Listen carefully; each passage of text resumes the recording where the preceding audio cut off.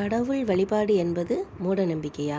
மூடநம்பிக்கை அப்படின்னு சிலர் சொல்கிறதெல்லாம் அறிவியல் பூர்வமாக எதையெல்லாம் நம்மளால் நிரூபிக்க முடியலையோ அதெல்லாம் மூடநம்பிக்கை அப்படின்னு சொல்கிறாங்க.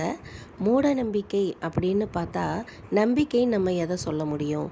உணர்வு பூர்வமாக நம்ம எதையெல்லாம் நம்புகிறோமோ அதுதான் நம்முடைய நம்பிக்கை. ஒரு சிலருக்கு அது கடவுள் நம்பிக்கை, ஒரு சிலருக்கு அது தன்மேல் தானே வைத்திருக்கிற தன்னம்பிக்கை.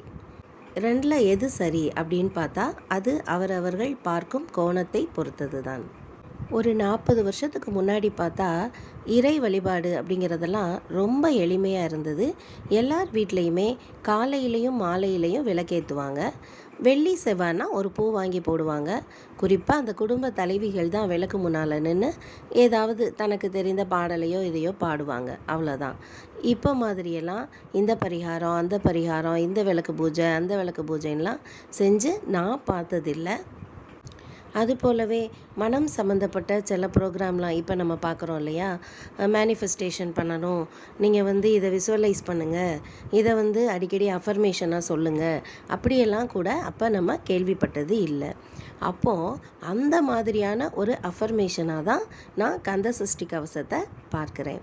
ஒவ்வொரு கிராமங்களையும் கிராமந்தோறும் ஒவ்வொரு வீட்லேயும் பாடப்பட்ட ஒரு பாடல் தான் கந்த சஷ்டி கவசம். இதை குழுவாகவும் பாடுவாங்க, தனியாகவும் பாடுவாங்க. அதில் உள்ள ஒவ்வொரு வரிகளையும் கவனித்து பார்த்தா அது செல்ஃப் அஃபர்மேஷனாக இருந்ததையும், இந்த பாடலை தினமும் நம்ம பாடும்போது கண்டிப்பாக முருகர் நம்மளை காப்பாற்றுவார் அப்படிங்கிற நம்பிக்கை மட்டும்தான் அந்த செயலோட விளைவாக இருந்துச்சு.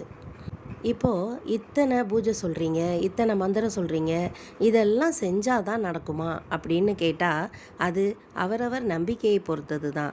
ஒரு சிலர் மனம் ரொம்ப சோர்வடைஞ்சிருக்கிற நிலையில் இதை செஞ்சாவது நமக்கு ஒரு தெளிவு கிடைக்குமா அப்படின்னு நினச்சி செய்யும்போது அவங்களுக்கு ஒரு நம்பிக்கை கிடைக்கும். ஒருத்தருக்கு நம்பிக்கை கொடுக்கறது எவ்வளவு முக்கியமான விஷயம் தெரியுமா?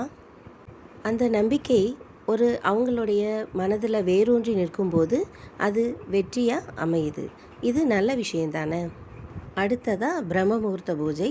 இந்த பூஜை செய்கிறவங்களுக்கு அவங்க எடுத்த செயலெல்லாம் வெற்றி அப்படின்னு சொல்கிறதுலையும் ஒரு விஷயத்தை நம்ம கவனித்து பார்த்தோம்னா, அதிகாலை நேரம் என்பது நம்ம மனது மிகவும் அமைதியாக இருக்கிற நேரம், மனம் தெளிவாகவும் இருக்கும்.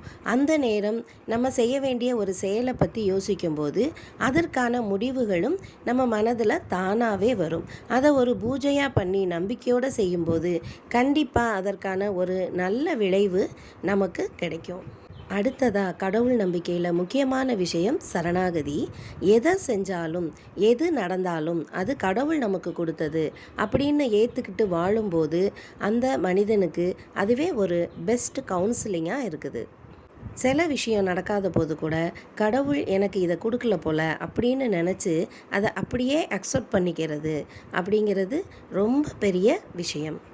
நம்மளோட ஃபேமிலி, குழந்தைங்க, ப்ரொஃபஷன் இதெல்லாம் பார்க்காம எப்போ பார்த்தாலும் கோயில் கோயில் சாமி சாமின்னு பூஜை பண்ணிகிட்டே இருந்தால் நம்ம மனதுக்கே ஒரு கில்ட்டி ஃபீலிங் வரும். அப்போது நீங்கள் ஏன் இவ்வளோ பூஜை பண்ணுறீங்க, இவ்வளோ ஸ்லோகம் சொல்கிறீங்க அப்படின்னு கேட்குறவங்களுக்கு என்னோட பதில், அது என்னோட ஸ்ட்ரெஸ் பஸ்டர். வீட்டை நீட்டாக வச்சுக்கிறதும் ஆர்கனைஸ்டாக வச்சுக்கிறதும் எப்படி ஒரு ஸ்ட்ரெஸ் பஸ்டரோ அதே மாதிரி எனக்கு விதவிதமாக பூஜை பண்ணுறது என்னோட முதன்மையான ஒரு ஸ்ட்ரெஸ் பஸ்டர். அதோட எனக்கு மகிழ்ச்சி தரக்கூடிய ஒரு விஷயம். நமக்கு வெற்றி வந்த பிறகு மகிழ்ச்சியாக இருக்கிறத விட மகிழ்ச்சியாக இருக்கும்போது தான் வெற்றி வரும். வெற்றி என்பதே வாழ்க்கையில் மகிழ்ச்சியாக இருக்கிறதுக்காகத்தானே. வெற்றியாளர்கள் வெற்றிக்கு சொல்கிற ஒரு வழி இன்னொன்று பார்த்திங்கன்னா, காலையில் எந்திரிச்சோடனே நம்ம இந்த வேலையெல்லாம் செய்யணும் அப்படின்னு ஒரு லிஸ்ட்டு போட்டு வச்சுக்கணும்.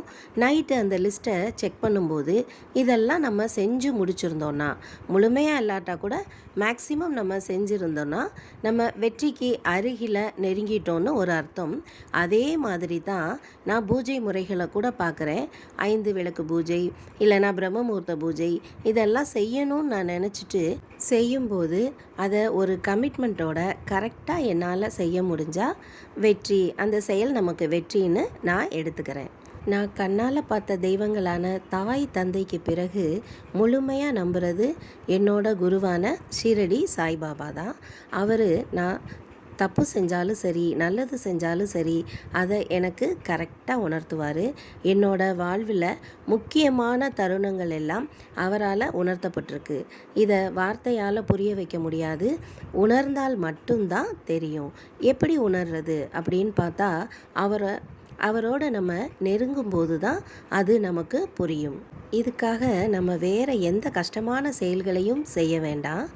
உண்மையான அன்பு, மாறாத பக்தி, நம்பிக்கை, இதை மட்டும்தான் அவர் நம்மக்கிட்ட எதிர்பார்க்கிறாரு.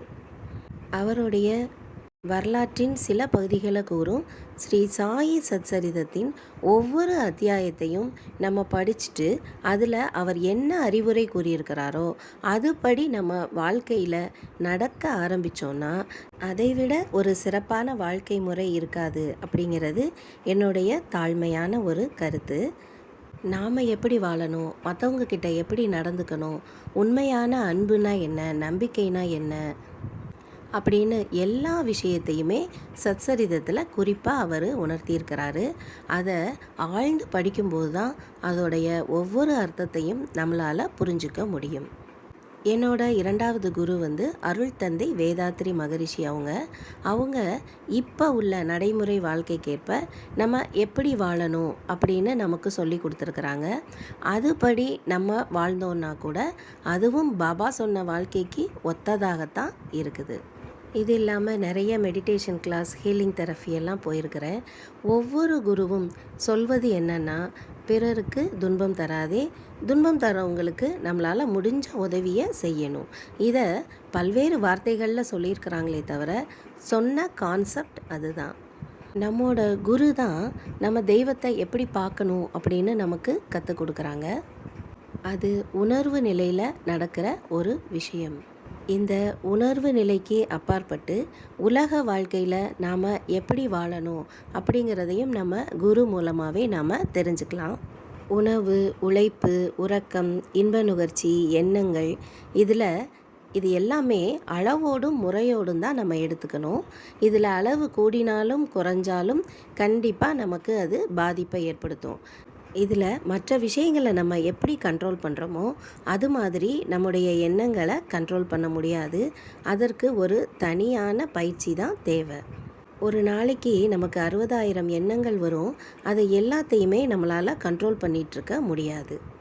அப்படி தேவையில்லாத எண்ணங்களை தவிர்க்கிறதுக்காக ஏதாவது மந்திரங்களோ ஸ்லோகங்களோ நம்ம சொல்லலாம்.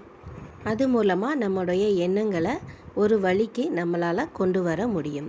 இப்போ சொல்லுங்கள், கடவுள் வழிபாடு நமக்கு தேவையா இல்லையா? அது நம்மளை வாழ்க்கையில் முன்னேற்றாதா? இது எல்லாத்துலேயும் நமக்கு எது நன்மை செய்யும் அப்படின்னு தெரிஞ்சு தான் நம்ம செய்யணுமே தவிர கண்டிப்பாக மூட நம்பிக்கையான சில விஷயங்களுக்கு அது கடவுள் வழிபாடாகவே இருந்தாலும் இடம் கொடுக்க கூடாது. வாழ்க வளமுடன்.